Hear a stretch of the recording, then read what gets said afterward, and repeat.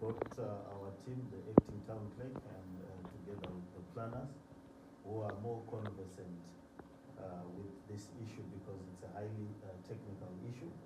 And also the questions were also very technical, but the policy framework is that we had received also as council issues around the complaints on the proliferation of service station, and it's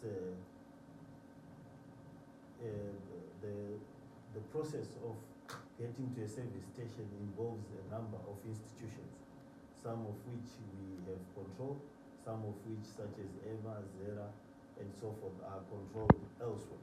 But we have processes that we control ourselves as council in terms of planning and other safety measures. So when we received the complaints, at some point we banned the issuance of service stations as a council until such time that the bodies involved were to meet to come up with a consolidated policy framework. Our organization, that is the City Council, met with ZERA government officials, and they came up with a policy framework to deal with what we could say a policy framework to deal with the issuance of licenses to service stations, which our planner will talk to in detail. But whilst we were at it, the minister also issued, Minister of Local Government, issued a moratorium on all planning issues within the cities, within the city of Harare, including the issue in question or in Kasu.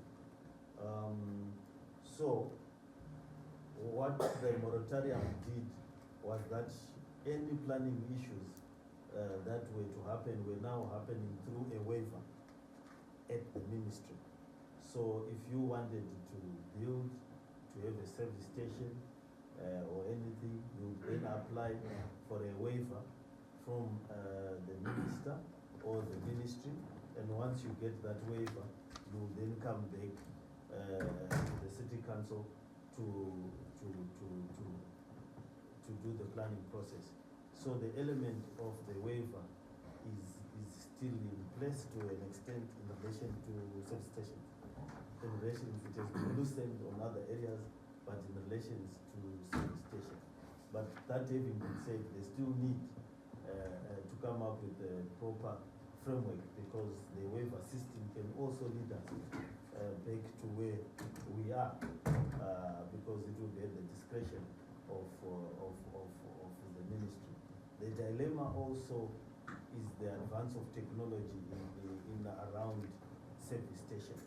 There is an increase in, there is now an international norm of mobile service stations, which was difficult to have previously, but now internationally and on the continent, people can and are operating service stations. And I do understand that government itself has issued a call. Is it government? Yeah, has issued a call last year for people to begin operating mobile service stations, ostensibly for remote areas. But Harare has got characteristics of remoteness in certain areas, like Budiriro, the extension.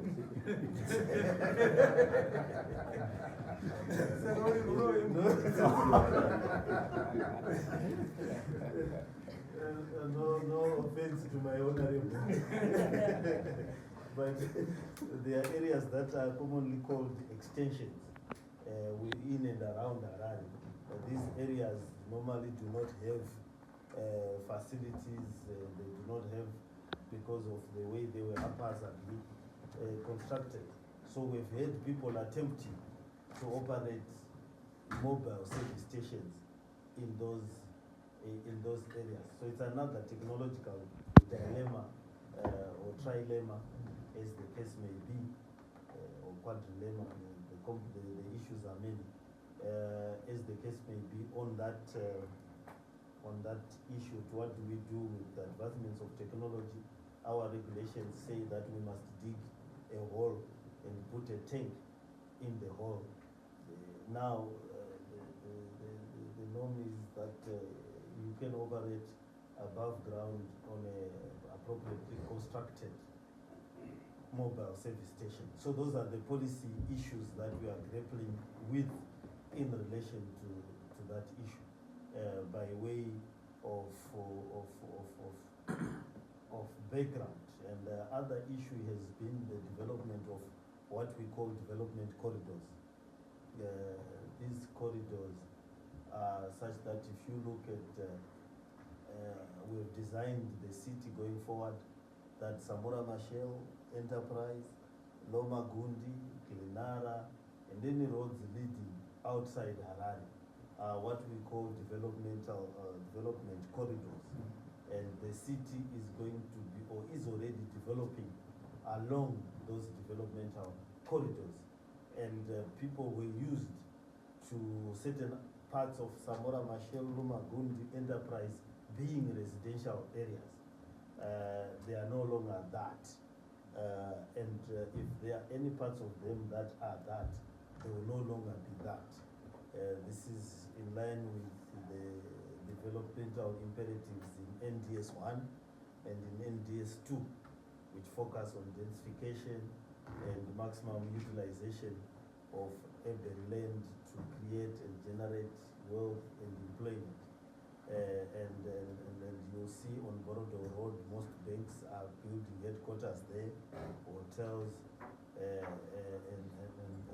so forth around those areas. And that's the kind of development then of necessity comes with the need to then have service station at certain intervals that would have been determined by the planning imperative. And when people, but we cannot sequence what begins first, an office or a service station. Once the area has been designated, you will find that the person will then rush to do a service station because it's more lucrative and abandon other issues. So way of framing and the policy framework as council, we are guided by our resolution to stop the moratorium by the ministry and the waivers so given, and the policy that we've constructed with the other agencies that are involved in this area. Thank you, Chair.